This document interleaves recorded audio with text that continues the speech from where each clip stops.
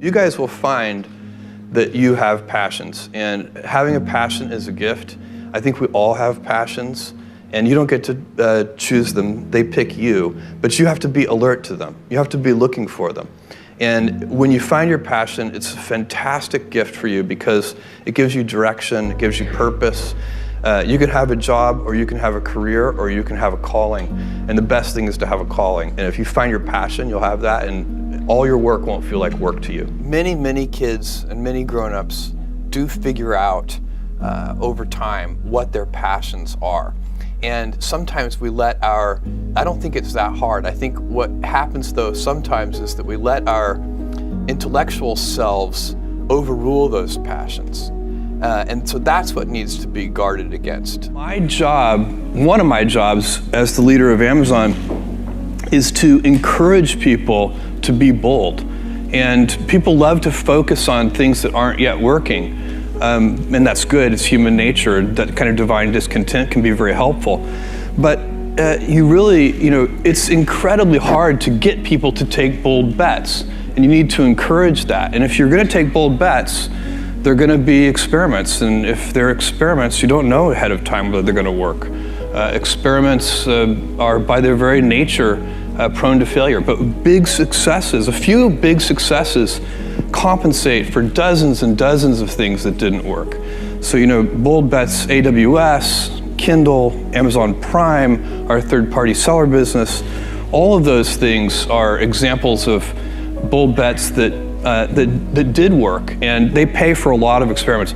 I've made billions of dollars of failures at Amazon.com. Literally, billions of dollars of failures.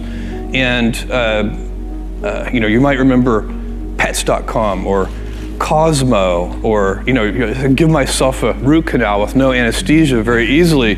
None of those things are fun, but they don't matter. What really matters is companies that don't continue to experiment, companies that don't embrace failure, they eventually get in a desperate position where the only thing they can do is make a kind of Hail Mary bet at the very end of their corporate existence. Whereas companies that are, making bets all along, even, big bets, but not bet the company bets. I don't believe in bet the company bets.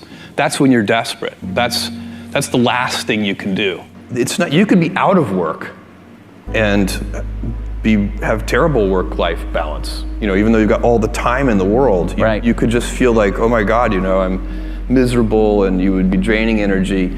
And so you have to find that harmony. It's a much better word. And I think for most people, it's about meaning. People want to know that they're doing something interesting and useful. And for us, because of the challenges that we have chosen for ourselves, we get to work in the future, and it's super fun to work in the future for the right kind of person. You need to be nimble and robust. So you need to be able to take a punch, and you also need to be quick and innovative and doing new things at a high speed. That's the best defense against the future.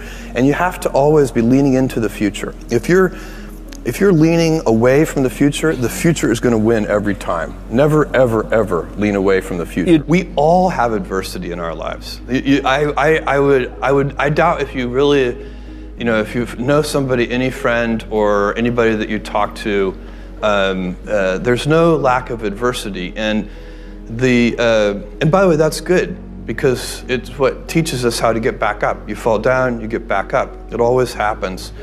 And you get certain gifts in life, and you want to take advantage of those. But I guess my advice on adversity and success would be to be proud not of your gifts, but of your hard work and your choices.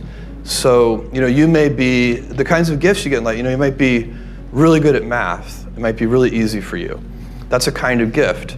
But practicing that math and taking it to the next step, that could be very challenging and hard, and take a lot of sweat. That's a choice. You can't really be proud of your gifts because they were given to you. You can be grateful for them and thankful for them. But your choices you choose to work hard. You choose to do hard things. Those are choices that you can be proud of. Being an inventor requires, because the world is so complicated, you have to be a domain expert. I mean, in a way, even if you're not at the beginning, you have to learn enough so that you become a domain expert. But the danger is once you become a domain expert, you can be trapped by that knowledge. And so inventors have this paradoxical ability to have that 10,000 hours of practice and be a real domain expert and have that beginner's mind. Have that look at it freshly, even though they know so much about the domain.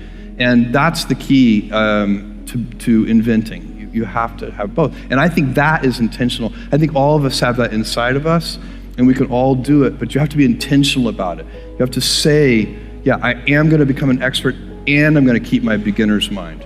You can't skip steps. You have to put one foot in front of the other. Things take time. There are no shortcuts. And but you want to do those steps with passion and ferocity. It's easy to have ideas. It's very hard to turn an idea into a successful product. There are a lot of steps in between, and it takes persistence, relentlessness. So I always tell people who think they want to be entrepreneurs, you need a combination of stubborn relentlessness and flexibility. And you have to know when to be which.